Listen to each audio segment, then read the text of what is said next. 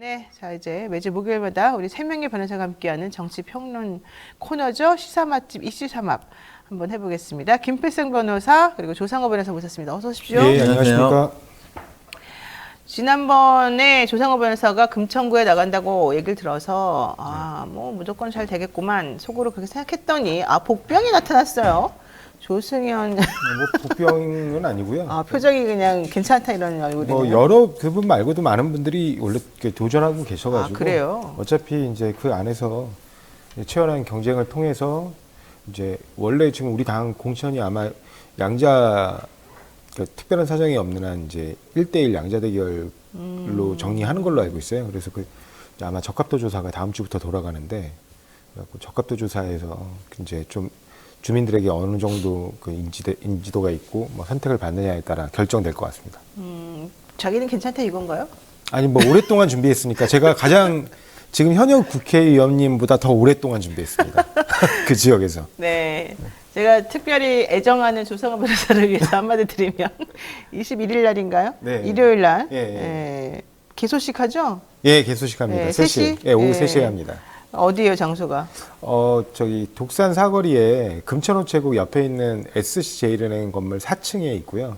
뭐 그렇게 설명 안 드려도 현수막이 워낙 크게 걸려 있어가지고 40m짜리 현수막이 걸려 있었습니다. 그래서 그 동네에 오시면 독산 사거리 쪽으로 오시면 다 보이실 거고요. 거기에 이제 403호에서 진행하기로 했습니다. 네, 독산 사거리 우체국 옆 SC제일은행 건물 네. 403호랍니다, 여러분. 21일 3시. 저는 못 갑니다. 자, 어쨌든 정치 도전하시는 분들 다들 잘 되시기를 제가 바라고요. 김필승 변호사님도 뭐 한마디 뭐 지금 얘기할 거 있나요, 혹시? 오로지 그냥 본인의 공부만 하고 이렇게 좀 기존에 하던 일만 하고 그러나요? 저요? 네. 뭐 언제나 그렇듯이 먹고 사는 문제 항상 고민하고 뭐 정치하시는 분들 대단하시다 뭐 이런 생각을 하고 알겠습니다. 평범하게 살고 있습니다. 네, 진짜 평범하네요. 네, 자 이재명 대표 오전에 최고위를 주재하면서 어제 피습 사건 15일 만에 당무에 복귀를 했습니다. 비명계 집단 탈당부터 공천 문제까지 선거제도 개편까지 어제 그저께 사실은 당무 복귀한 거죠. 어쨌든 선거제도 개편까지 당내 현안이 지금 산적해 있고요. 이재명 뭐 와봤자 소용없다 이런 얘기하는 또 분들도 있을 정도로 지금 복잡하고 엄청나게 힘든 상황인 것 같더라고요.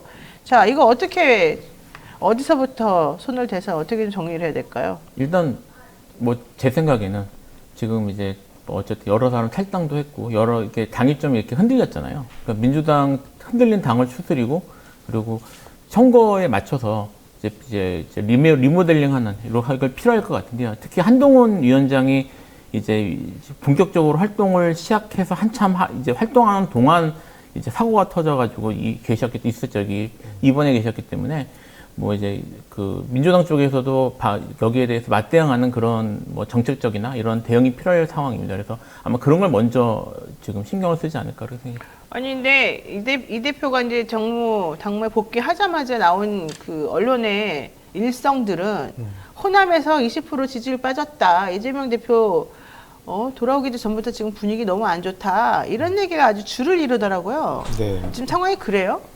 그리고 막 줄탈당이 이어진다 막 이런 얘기도 나오고. 아니 저는 좀 황당한 게 이른바 여러 지금 신당 그룹들이 있잖아요. 네. 뭐 이준석 대표가 지금 진행하고 있는 뭐 개혁신당도 있고 뭐 이낙연 대표가 또 전 대표가 탈당해서 만들어낸 뭐 미래 연합인지 대연합인지 그것도 있고 다 미래가 들어가가지고. 네, 다 미래가 들어서 헷갈려서 그러는 네. 거예요. 그다음에 또 이원욱 뭐 조응천 그 세 분 있잖아요.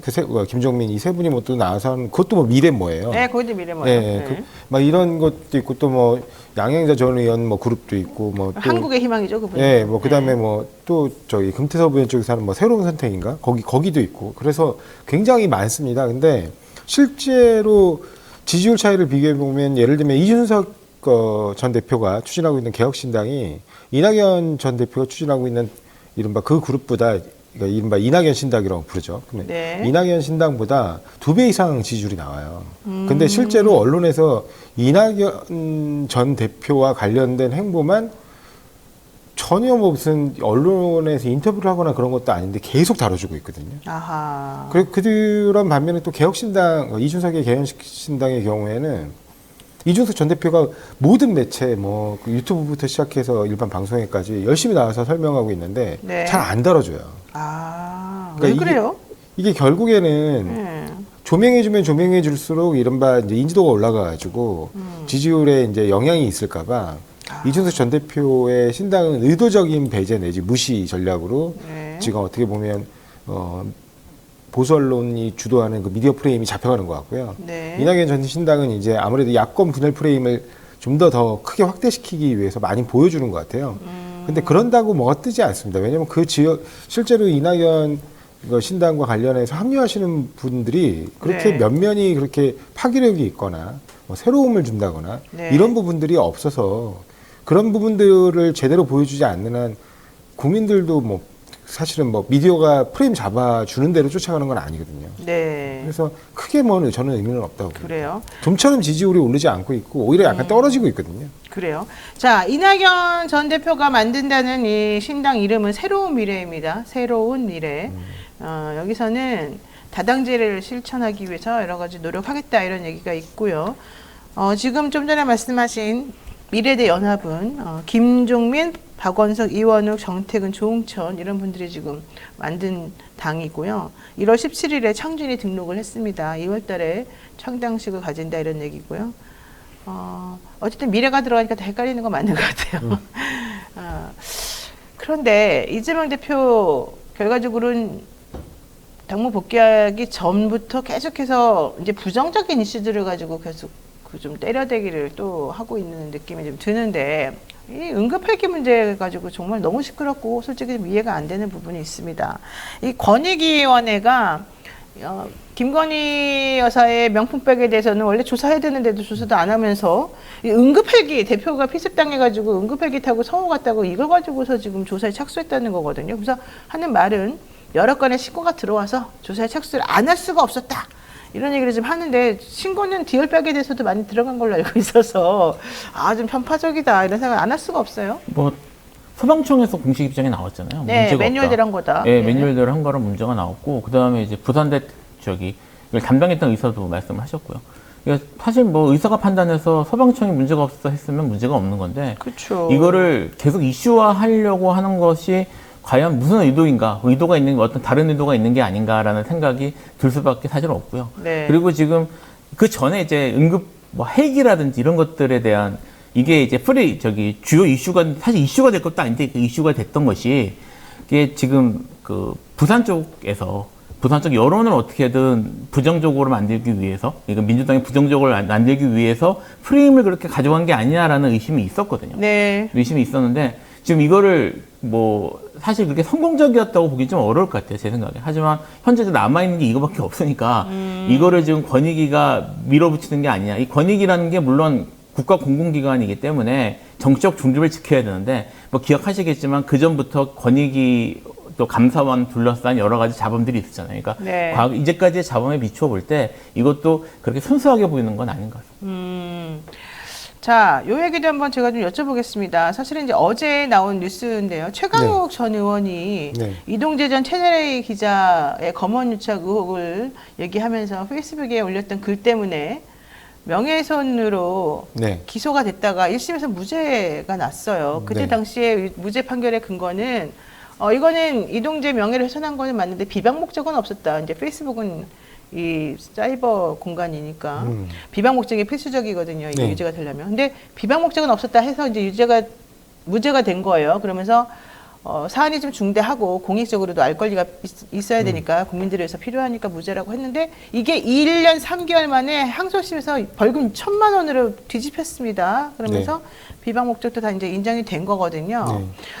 여기 대해서 이동재 채널A 기자는 야 이거 벌금 사안이 아니라 아예 구속돼야 될 사안인데 뭐 좀 안타깝다 뭐 이런 취지로 또 답을 하기도 했어요. 이건 어떻게 된 겁니까? 그 취재윤리를 명백하게 위반했다라고 법원으로부터 지적받았던 사람이 그렇게 네. 나서서 할 얘기는 아닌 것 같습니다. 그리고 두 번째로는 저는 그렇습니다. 뭐냐면 되게 부수적인 사안에서의 일부 사실과 다른 부분을 지금 가지고 얘기하는 거거든요. 네.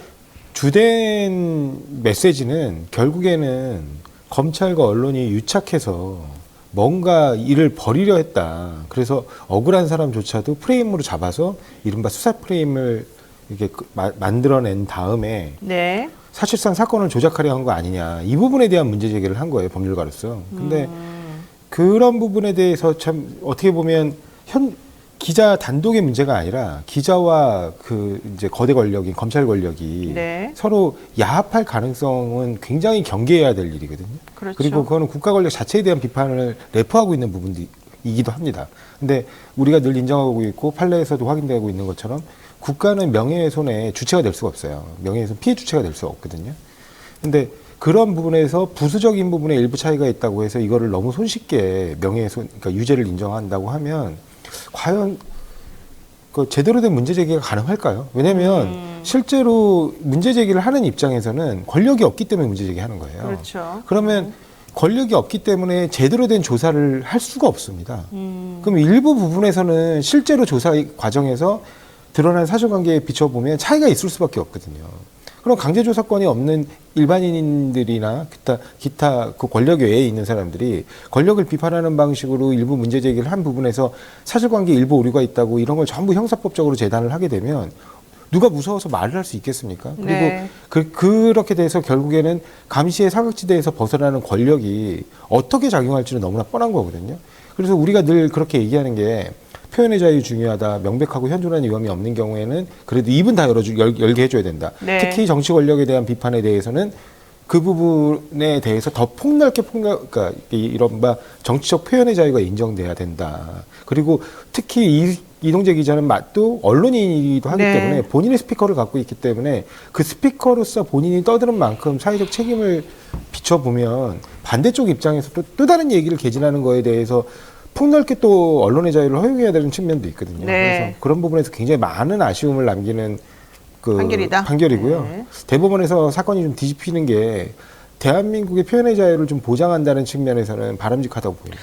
어쨌든 이게 한동훈 비대위원장하고 사실은 관련된 사건이기도 하기 때문에 네. 지금 요즘 한동훈 비대위원장의 이 횡보가 엄청난 것을 고려해보면 영향을 받지 않았을까 이런 또 의심을 좀 안 할 수가 없긴 합니다. 뭐 정치적인 그런 뭐 이제 물론 추측일 뿐이지만 네, 이제 다 추측이죠. 추측일 네. 뿐이지만 우리나라 이제 이런 식으로 공교롭게 이제까지 시간을 끌다가 마침 이때 이런 식으로 판결이 나온 거. 네. 지금 제가 사실 이 판결에서 눈여겨 보이는 귀절이 뭐냐면 정치인으로서 발언에 신중해야 한다는 점을 인식했음에도라는 표현을 이제 이걸 전제로 했단 말이에요. 근데 네. 지금 이제 조성호 변호사님도 같은 취지 말씀하셨는데 이 말은 정치인이면 말을 조심해라는 말처럼 들려요. 근데 사실 정치인이라는 특히 야당 정치인의 경우에는 계속 문제 제기하고 좀 약간 정확한 정보가 부족하더라도 일단 의혹 제기 같은 거는 하는 게 원래는 네. 그 역할인데 오히려 정치인이라면 말을 더 조심해야 된다는 말을 썼단 말이에요. 그러니까 이게 지금 그 재판부가 이게 은연중에 자기 생각이 다 드러난 게 아닌가, 묻어난 게 아닌가라는 생각이 드는데. 이건 뭐 판결 벌금 선고한 것만으로도 은연중에 아니라 노골적으로 드러냈죠. 그러니까 네. 지금 제가 이걸 말씀을 드리는 건 물론 말씀드린 것처럼 실제로 영향을 받았냐 안 했냐를 직접적으로 알 수는 없지만 이런 생각이나 이런 것들이 묻어나는 것 자체가 재판부가 어떤 식으로든 그렇게 현재의 정치적 상황이나 아니면 그런 눈치 같은 것들을 의식한 어떤 간접적인 증거가 아니야 이런 생각이 좀 들었어요. 네. 서울중앙지법 형사항소 5-2부 17일 날 최강욱 전 의원에게 정보통신망법상 명예훼손 혐의를 인정해서 벌금 1,000만 원을 선고했습니다. 최강욱 전 의원은 이미 사실은 의원직을 상실했죠. 상실했습니다. 뭐 이 건으로 만약에 10만 원이 확정된다고 해서 만약에 의원직이 있었다면 의원직 상실형은 아닌데요. 그렇죠. 근데 제가 드리고 싶은 말씀은 아까도 말씀드렸듯이 밖에서 문제를 제기해 강제적인 조사권이 없는 사람으로서 밖에서 정치인으로서 네. 그 어떤 특정 정치 세력 내지는 그 권력 집단의 부정부패에 대해서 문제를 제기할 때는 네. 일부 사실과 다른 부분에서 차이가 있을 수밖에 없어요. 그리고 그렇다고 보면 이동재 기자가 실제로 자신의 취재의 뒷배에 검찰 권력이 작동하는 것처럼 얘기를 안 했냐? 한 건 맞거든요. 그럼 그 부분을 주목해야 되는 것이지 거기서 일부 사실관계가 좀 다르다고 해서 네. 이걸 가지고 아예 입을 당신은 그렇게 말하면 안 돼. 이런 문제제기나 의혹 제기가 신중하지 못했기 때문에 처벌할 거야. 하고 국가 권력이 다시 동원돼서 그 사람을 처벌하는 게 맞느냐. 네. 이게 좀 심각한 문제라고 저는 봅니다. 최강욱 전 의원은 21대 총선 직전인 2020년 4월 3일에 자신의 페이스북에 편지와 녹취록상 채널A 기자 발언 요지 이런 제목으로 글을 올렸습니다. 이는 MBC가 당시 이동재 전 기자가 금융사기로 복역 중이던 이철 전 밸류 인베스트 코리아 대표에게 한동훈 검사장과 친분을 언급하면서 유시민 노무현재단 이사장의 비리 의혹을 캐려했다는 검언유착 보도를 한 직후였습니다. 여기에서 최 전 의원은 이동재 기자가 자, 이게 따옴표 들어갑니다. 이제 작은 따옴표인데요. 사실이 아니어도 좋다. 살려면 유시민에게 돈을 줬다고 해라. 이렇게 쓰고 유시민의 집과 가족을 털고 노무현 재단도 압수수색한다 라고 말했다. 이런 등등의 글을 썼습니다. 근데 이게 전부 다 허위다라고 하는 게 이제 그 검찰과 또 재판부의 판단이었습니다. 무죄를 선고한 1심 판사도 그 내용은 허위다 이렇게 얘기를 했었습니다. 다만 1심에서는 공익적인 사안이고 비방 목적은 없다라고 봤지만 2심에서는 비방 목적이 인정이 되기 때문에 유죄다 이런 얘기를 했었습니다. 최강욱 전 의원은 비방 목적이라니 법원의 상상이다 이러면서 상고해서 정확한 상황을 좀 밝혀내겠다 이런 주장을 했습니다. 양심이 있어서 비방 목적으로 특정 기자 음해 글을 썼겠느냐. 법원이 지나친 상상력을 발휘한 게 아닌가. 이 사건에 가려진 배후 본질은 숨길 수 없다. 현 대통령과 당시 기자가 긴밀한 관계를 통해 사건을 만들고 뻔뻔하게 증거인멸한 한동훈 검사에게 경종을 울려야 된다 이렇게 말했습니다. 반대로 이동재 전 기자는 가짜뉴스는 사람의 인생을 파멸시키는 최악의 범죄다. 벌금형이 아니라 구속돼야 하는 사건이다 라고 말했고요.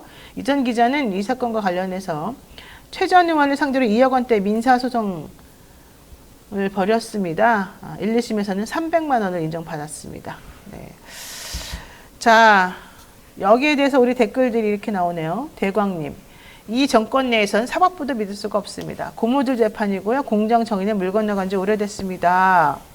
바다님. 사법부 정말 개판이 너무 많습니다. 개판이라는 표현 죄송합니다. 자, 그 다음에 제가 이해할 수 없는 이 아랍어 같은 닉네임 쓰시는 분. 같은 범이라도 힘 있는 자에게는 솜방망이, 약자에게는 잔인한 채찍이 되나 봅니다. 이런 말씀 하셨는데 사법부가 뭐 믿을 수 있고 없고 이런 얘기를 하는 것 자체도 사법부 입장에서는 사실은 좀 명구스러운 상황이기도 하고요. 이런 얘기를 국민들로부터 들어야 된다는 현실에 대해서도 좀 생각을 해봐야 될 타임이 아닌가 이런 생각 좀 해봤습니다. 자, 한동훈 위원장 얘기해보겠습니다. 연결해서. 한동훈 위원장, 그제 원희룡 전 장관을 돌덩이 치워야 된다 이런 말로 하면서 이재명 대표의 상대로 인천 계양을에 내보낸다 뭐 이런 얘기를 했습니다. 어제는 김경률 비대위원을 정청래 민주당 의원의 상대로 또 얘기를 해가지고 그 동네에서 오랫동안 활동했던 국민의힘 사람들 열받았습니다. 근데 한동훈 위원장이 뭐 원희룡 장관도 마찬가지고 이재명 대표를 돌덩이를 표현한 것도 너무 심각한 거 아니겠습니까? 이런 건 민주당에서는 상관없나 보죠? 뭐 정치인이 비유적인 표현이야 뭐 자기 마음대로 쓸 수는 있겠지만 이게 저는 한동훈 장관의 최근 그 몇 가지 행보에서 네. 한동훈 장관이 본인이 그러니까 그런 부분이 전혀 없는 것 같아요. 뭐 규정을 준수한다든가, 그러니까 특수부 검사들의 특징인 것 같습니다. 규정을 내 멋대로 내 입맛대로 해석해서 네. 그냥 껴 맞추면 된다라고 착각하고 있는 것 같아요.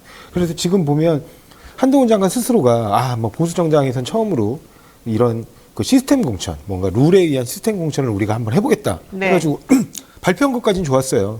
그 내용들 보면 뭐 이게 다선 의원에게 그러니까 어떻게 보면 이제 일방적으로 현역에게 기울어진 운동장을 좀 맞추기 위해서 다선 의원에게 페널티를 부여한다거나 이런 굉장히 신선한 시도들은 물론 있습니다. 네. 근데 그런 신선한 시도가 결국에는 용산의 자리 만들기 아니냐. 라는 의혹이 있기 때문에 지금 약간 그 부분을 의심의 눈초리로 보는 것 뿐인 거고요. 근데 그렇게 해서 마치 시스템 공천을 할 것처럼 얘기해 놓고 시스템 공천은 어디로 날아가 버리고 혼자 그냥 마치 사천하듯이 이런 사람이 여기 와가지고 그냥 다 되면 된다. 그래가지고 그 현역 그 위원장과 그 현역 위원장을 지지하는 당원들이 비대위원장 신분으로 그렇게 공정하게 룰을 진행하면서 절차에 맞게 진행해야지. 여기서 이런 식으로 깜짝 발표하듯이 하면서 사실상 전략공천의 방향을 내비치면 어떡하느냐. 자객공천. 그렇죠. 네. 그거를 물어봤더니 거기서 아니 거기 그 저기 지금까지 뭐 우리 당의 가치를 실현하기 위해서 여기서 뭐 되는 게 중요한 것이지 되지도 않을 사람들 해가지고 계속 있으면 뭐 할 거냐. 이거 굉장히 황당한 발상이거든요. 룰 같은 건 다 무시하겠다는 거예요. 그러면서 무슨 시스템 공천을 얘기하는지를 모르겠고요. 네. 그 과정에서 그러니까 어찌됐든 개항에서의 지금 뭐 지역위원장으로 활동하고 있는 분 윤영선 뭐 지역위원장인가요? 네, 그다음에 윤영선. 네, 네. 그다음에 여기 그 마포 의뢰 마포 그 의뢰. 지역위원장을 활동하는 김성동 지역위원장이라든가 좀 다 열받았어요. 예, 이런 사람들은 그냥 졸제 날벼락 맞은 거예요. 그러니까요. 이게 무슨 시스템 공천, 이게 무슨 민주주의고, 이게 무슨 법률가다운 태도입니까? 법률가라면 룰을 정했으면 네. 룰에 따라 절차를 쭉 진행해가지고 결과적으로 아 여기는 도저히 안 돼, 이 룰에 따르면 전략으로 진행할 수 있는 지역이다. 그러면 그때 거기에 또 안에 뭐 공간이라든가 전략 공간이라든가 이런 데가 있을 거예요. 네. 거기서 적절한 인물들을 심사해가지고 여론조사 등을 통해서 최적의 후보를 내는 그런 시스템에 의한 방식으로 가야지. 아무리 비대위원장이라도 그렇지. 만약에 이재명 대표가 이런 발언을 했으면 벌써 난리가 났겠죠, 난리가. 벌써 뒤집어졌을 네. 겁니다. 자, 한동훈 비상대책위원장은 17일 이런 말 했습니다. 지난 국회의원 총선거에서 서울 대부분 지역구를 더불어민주당이 가져가니 상식적인 시민들 입장에서 뭐 저런 사람이 국회의원을 계속하지? 라고 할 만큼 죄질이 나쁜 사람들이 국회의원이 됐다. 우리가 대우각성하지 않으면 그런 사람이 앞으로 4년 더 국회의원을 할 것이다. 이렇게 말했고요. 그러면서 정청래 민주당 의원의 대항마로 김경렬 회계사를 소개를 했습니다. 정청래 의원 입장에서 보자면 매우 모욕적이다 이런 느낌을 가질 수도 있을 것 같은데 어쨌든 한 위원장은 계속해서 개딸 민주주의, 개딸 전체주의, 운동권의 특권 정치, 이재명 개인 사당으로 변질된 안타까운 지금의 민주당을 상징하는 얼굴이 정청래 의원이다. 김경률이 마포에서 정청래에 붙겠다고 나섰다. 이렇게 강조를 했습니다. 이날 행사장은 정청래 의원의 옆 지역구에서 물론 이루어졌지만 불과 몇백 미터 떨어진 거리에 있었기 때문에 다분히 이것 역시 정청래 최고위원을 의식하고 한 거다 이런 것 같습니다. 제가 한 말씀만 드리면 한동훈 비대위원장 같은 사람들이 이른바 특수부 검사로서 뭐 권력에 대한 수사를 한다는 명목으로 그 딸의 입시 비리와 관련된 조국 장관을 수사할 때 뭐 수백 군데를 압수수색을 진행하고 그 강도 높은 수사를 벌였잖아요. 네. 근데 정작 본인의 딸과 관련된 입시 비리에 대해서는 제대로 된 압수수색조차 없었어요. 그러면서 최근에 뭐 20개월 넘게 사건만 쥐고 있다가 불송치 결정하는 걸로 끝났는데 그런 사람들, 그러니까 누군가의 뭐 입시 비리에 대한 그 입시에서의 공정성을 막 핏대를 높여서 부르짖던 사람이 정작 본인의 건에 대해서는 그렇게 철저하게 사건을 갖다가 사실상 무력화시키는 이런 정도의 공정성과 그런 정도의 수사 잣대를 가진 이런 사람들이 제대로 탄핵받지 않았기 때문에 네. 결국에 그런 함량 미달의 검사들이 지금 특수부 검사로 검찰청에 활개를 치는 거 아닌가 그 점을 좀 지적하고 싶습니다. 네. 뭐 어차피 얘기 나왔으니까 한동훈 위원장의 딸 스펙 쌓기 의혹 고발 사건 결국 경찰이 무혐의로 결론을 내렸는데요. 경찰이 혐의 없음, 불송치 결론의 주요 근거가 우리가 해외 기관에 물어봤는데 답이 없더라 이렇게 말하더라고요. 이게 맞는 말입니까? 그게 말이 안 되는 소리죠. 사실 이게 그냥 제기된 게 아니라 대필한 작가가 내가 대필했다고 네. 얘기가 나왔었잖아요. 뭐 안 되면 뭐 그쪽에 적극적으로 뭐를 보내든지 어떻게 방법을 찾아가지고 했어야 되는데 그냥 공문 하나 보내놓고 무작정 기다렸다는 건 사실 이걸 사건 같은 걸 외국의 공문 같은 걸 보내면 답이 안 오는 경우는 많이 있어요. 많죠. 왜냐면 그럼 뭐 다른 나라에서 뭔지도 모르고 오는 거니까. 그러니까 이런 걸 제대로 수사를 할 거면 이게 사실 지금 아까 말씀하셨던 걸로 조국 전 장관의 수사 예에 비추어 보면 아주 중대한 사건이지 않습니까? 네.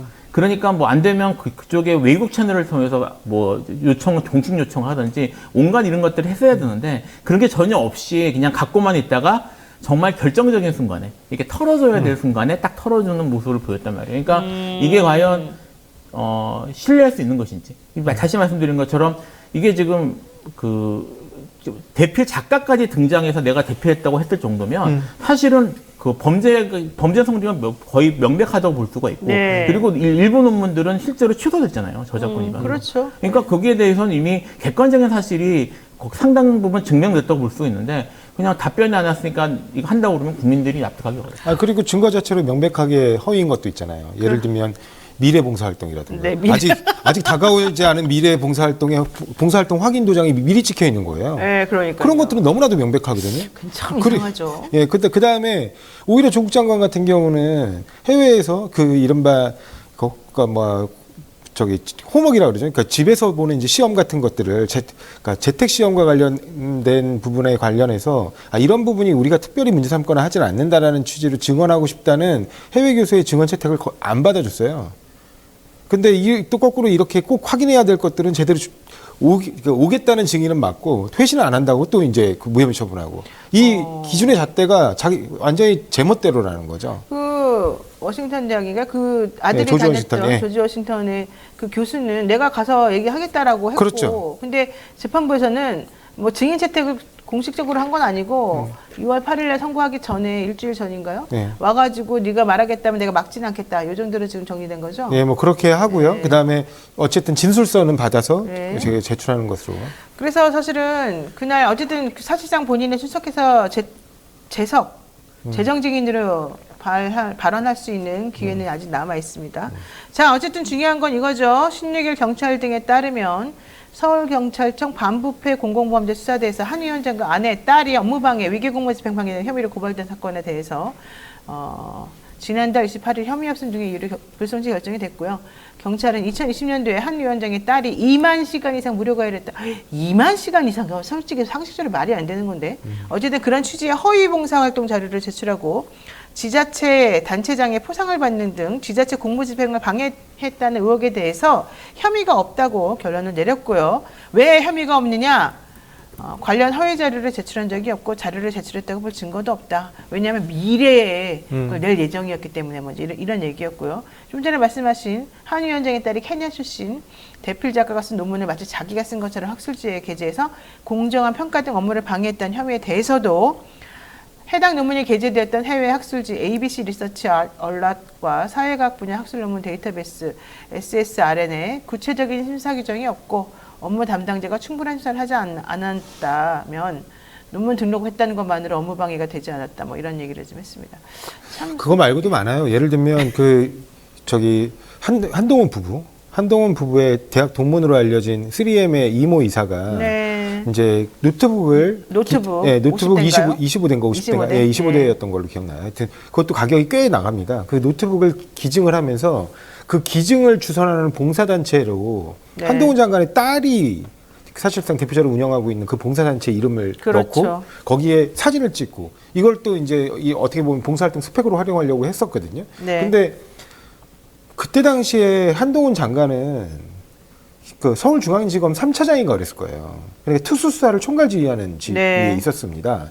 근데 3M이 당시에 어떤 현안이 있었냐면 3M의 차량용 그 이른바 공기청정기와 관련해가지고 그 가습기 그 공기청정기 필터인가요? 가습기 필터인가? 하여튼 네. 거기 그 필터 안에 이른바 우리가 가습기 살균제와 관련된 그것들이 거기에 발라져 있어서 그게 이제 나중에 그 건강상 문제가 있고 가습기 살균제와 관련된 피해에 문제가 발생해서 이걸 그 조사 대상, 국정조사 대상과 수사 대상으로 삼느냐 마느냐에 대한 논란들이 있었어요. 네. 그 논란들이 있는데 결국에 수사 대상에서 빠집니다. 3M이. 그 부분에 대한 의혹도 있어요. 그렇습니다. 근데 그거 제대로 이제 수사 안 됐다는 취지고요.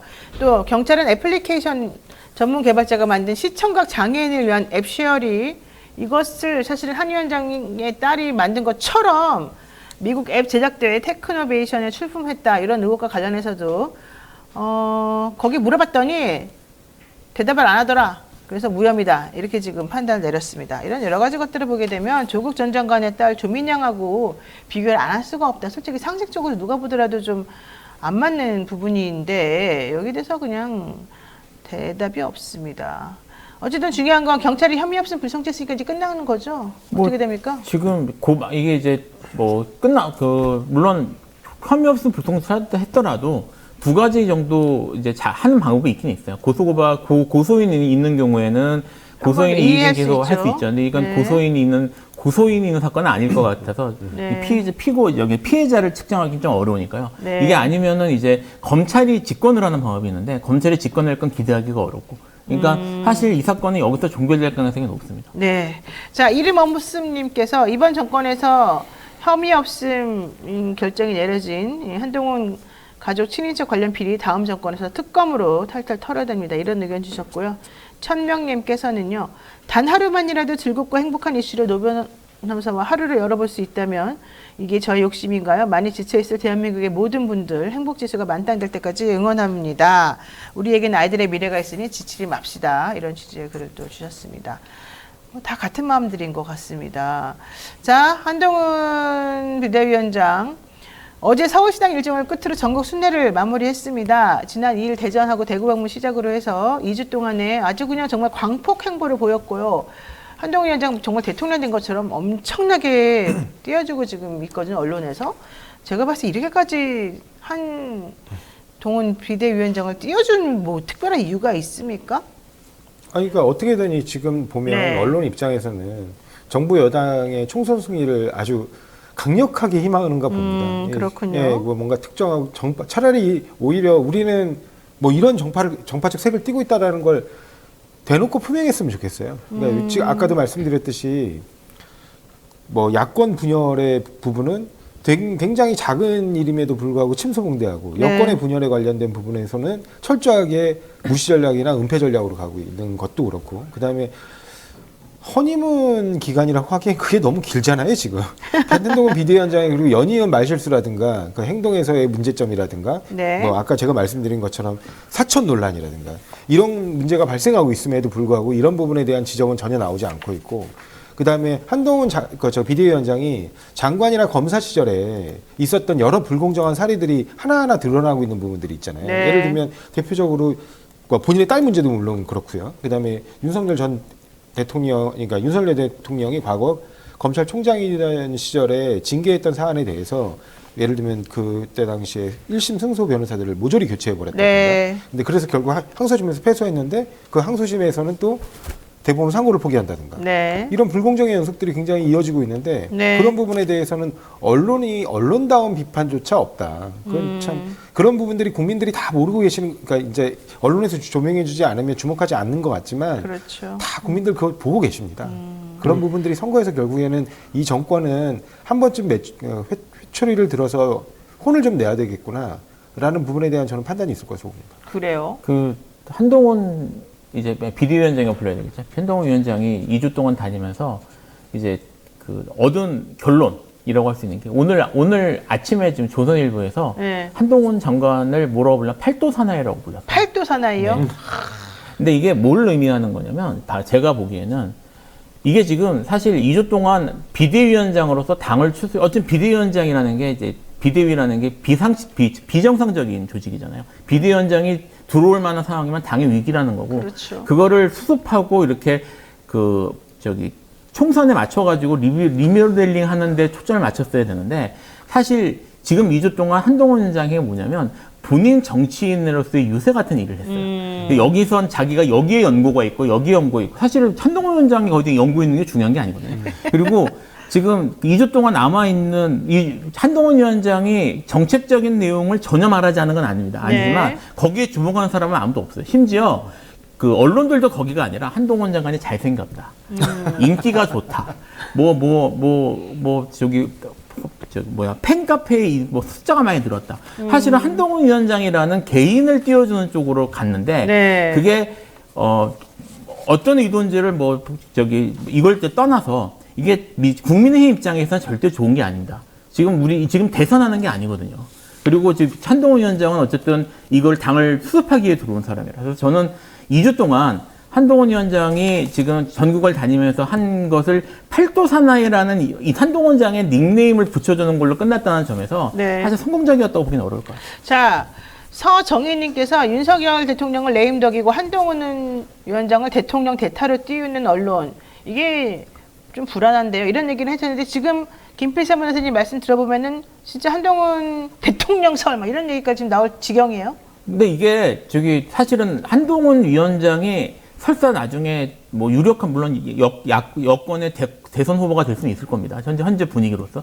근데 대선이 많이 남았거든요. 네, 많이 남았죠. 많이 남았고 네. 지금 한동훈 위원장이 대선급 주자로 올라서면 결국 현 대통령인 윤석열 대통령이 레임덕을 재촉하는 일이 돼요. 네. 그래서 이게 지금 왜 이렇게 이게 지금 제가 지금 말씀드린 국민의힘 입장에서 절대 좋은 상황이 아닙니다. 네. 현재 지금 정말 한동훈 위원장이 그걸 할 거면 대선 주자가 될 거면 여기서 자기의 정치적 능력을 보여서 여기서 주도권을 잡고 이렇게 끌고 가는 모습을 보여야 되거든요. 네. 근데 지금 그런 모습을 보이지 못하고 있다는 점에서 어떻게 보면 지금 국민의힘 입장에서는 뭐 이건 제 추측입니다만 입장에서는 빨리 다음 대선 주자를 띄워서 해보겠다는 생각이 있을 수도 있고요. 네. 만약 그렇게 판단하는 것이라면 이미 윤석열 대통령 체제에 대해서는 기대하는 게 없다는 의미일 수 있어요. 그래서 네. 여러 가지 면에서 저는 국민의힘이 현재 위기 상황을 보여주는 게 아닌가 싶습니다. 그래요. 알겠습니다. 근데 한동훈 위원장 솔직히 국회의원도 아니고 네. 검찰 출신의 그냥 임시직 비대위원장으로서 국회의원 정수 250명으로 줄여야 된다. 세비 반납하라. 뭐 너무 어쩌고저쩌고. 무식해요. 진짜로 무식한 것 같아요. 아 그래요? 네. 왜요? 아니 그러니까 지금 왜 그렇게 뭐- 똑똑한 사람을 무식하다 그래요? 서울대 법대 나왔는데. 아니 그동안 하나도 공부를 안 한 것 같아요. 예를 들어서 지금 뭐 그러니까 그 유죄 확정되면 금고형 이상의 유죄가 확정되면 세비 반납하겠다.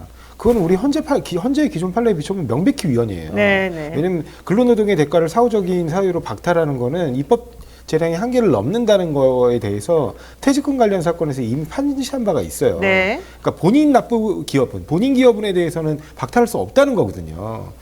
근데 그걸 또 끄집어내면서 정작 민주당에서 예전부터 주장해왔던 구속기간 세비 지급 제한. 그러니까 왜냐하면 구속기간은 실제로 일을 안 하는 거잖아요. 그렇죠. 그건 다 이른바 지자체장은 이미 문노동 그러고 무임금에 있어요. 문노동 이미 무임금. 그렇게 하고 예, 있습니다. 근데 예. 국회의원은 여전히 그 법이 없어요. 그래가지고 지금 구속돼 있는 대표적인 게 지금 국민의힘의 그 정찬민 의원인가요? 네. 그분이 뇌물 받은 걸로 구속돼 있었는데 세비 다 지급됐거든요.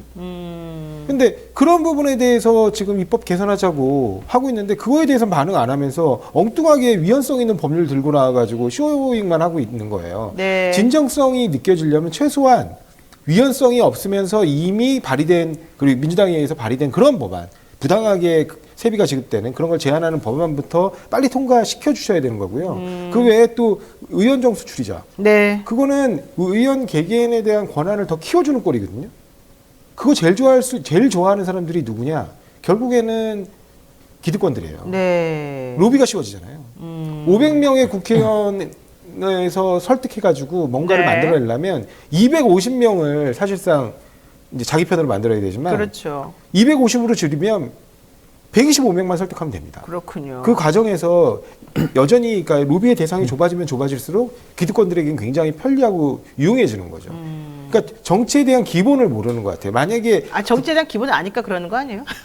아니, 굉장히 유리하잖아. 뭔가 정치 혐오를 기반으로 해서 통제하기 쉬운 그 범위 내로 의원수를 알겠습니다. 줄이는 거. 이거는 네. 제일 좋아하는 게 대통령 같은 권력자들과 알겠습니다. 재벌 같은 금권 네. 권력을 갖고 있는 사람. 알겠습니다. 자, 이제 김건희 여사 얘기도 해보겠습니다. 지금 벌써 한 달 넘게 모습을 드러내지 않고 있는데요. 아무래도 특검법 때문에 그러겠죠? 총선 때까지 안 나올 거다. 이게 사실은 수많은 사람들이 얘기하고 있는 예언입니다. 뭐 예언이라고 할 것도 없는데 제가 봐도 총선 때까지 안 나올 것 같긴 해요. 왜냐하면 특검 법안이 도대체가 언제 다시 제의되느냐 이제 이 시점도 중요하겠지만 괜히 나와가지고 또 문제를 일으키면은 선거에 불리하다 이런 생각도 있을 것 같거든요. 사실 이게 좀 전 이 논란 자체가 좀 재밌다고 생각하는데요. 네. 원래 영부인이 모습을 언제나 얼마만큼 안 보이는지에 대해서 언론이 관심을 가진 적이 없었어요. 근데 지금 김건희 여사가 언론에 이제 노출되지 않는다, 외부에 노출되지 않는다는 게 이슈가 된다는 것 자체가 그동안 김건희 여사가 어떤 모습으로 활동을 했는지를 사실은 단적으로 보여주는 것인데 이걸 생각을 하면 총선 때까지 얼굴을 정말 안 비칠까 싶은 생각도 들어요. 그러니까 이분이 용감하게 나올 것이다. 이분이 사실 이제까지 행보를 보면 정치적 자기가 뭐 예를 들어 국민의힘이나 네. 아니면 대통령실의 정치적인 그런 것들을 고려해가면서 한 것 같지는 않거든요. 그러니까 이분이 뭔가 좀 자기가 욱하는 게 있으면 언제든지 뛰어나올 수 있다. 그래서 저는 이거를 정치적인 그런 계산 때문에 이분이 총선 때까지 안 나올 것이라고 예측하는 거는 그러지 않을 수도 있겠다는 생각이 좀 들어요. 또 돌발변수네요. 이런 돌발변수가 있었군요. 근데 숨는다고 숨어지는 게 아니잖아요. 어차피 2월 달에 이제 특검법 예, 제의되면 특검법 이제 재의결과 관련된 절차가 진행될 거기 때문에 그 부분 대해서 또 시끄러워지고 그러면 자연스럽게 노출이 안 될 수는 없을 겁니다. 본인은 톤다운해서 어떻게든 수사를 피하고 싶어서 아무래도 지금 그러고 있는 것 같지만 결국에 재의결 절차가 어떻게 진행될지도 좀 흥미롭게 봐야 하는 게 그 시점 즈음에 국민의힘의 공천 과닥이 나오면 그에 대한 반발도 만만치 않을 거라고 봅니다. 근데 요즘에 또 이런 얘기 있더라고요. 김건희 여사 안 나오니까 김건희 여사 팬클럽하고 한동훈 비대위원장 팬클럽이 서로 싸운다 이런 얘기도 나와요. 그 얘기 알아요? 예, 뭐 나오고 있더라고요. 뭐, 표정이 왜 그래? 뭐 건사랑이니 뭐 위두훈이니 하여튼 뭐 이름이 웃긴데 위드훈. 그래서 그 박상수 변호사가 한 비대위원장의 팬 카페 예, 그렇죠. 예. 멤버잖아요. 예. 둘이 싸우나요? 모르겠어요. 이게 뭐 아마 뭐 현 권력과 미래 권력이 다툼 뭐 이런 거라고 볼 수도 있을 것 같은데. 현 권력이라뇨 무슨 지금 김건희 여사는 사실 권력이라고 하면 안 되는 하긴 뭐 건데. 그건 그렇습니다. 네. 근데 이제 좀 재밌는 게 지금 모든 이제 이게 팬클럽 팬덤 정치의 그 온갖 안 좋은 이 부정적 이미지는 다 이재명 대표한테 씌워져 있는데 정작 이재명 대표는 팬클럽에 그렇게 휘둘리진 않아요.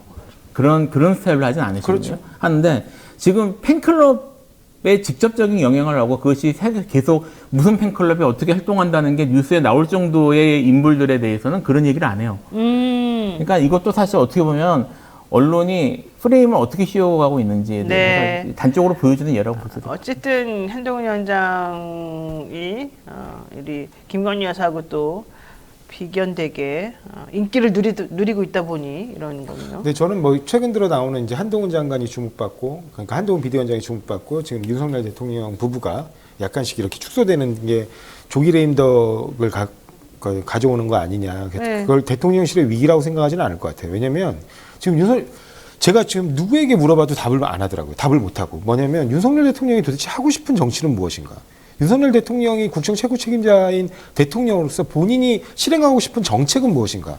그거에 대해서 그쪽 진영도 그렇고 우리 쪽 진영도 그렇고 어느 쪽 진영에서도 제대로 된 답을 내놓는 사람이 없어요. 제가 대답해 드릴까요? 어떤 알려드려요? 상속세 지금 상속세 감소시켰는다고 또 어제도 말씀하셨잖아요. 네. 금투세도 지금 네. 줄이겠다는 거잖아요. 네. 법인세 당연히 인하해야 되고 네.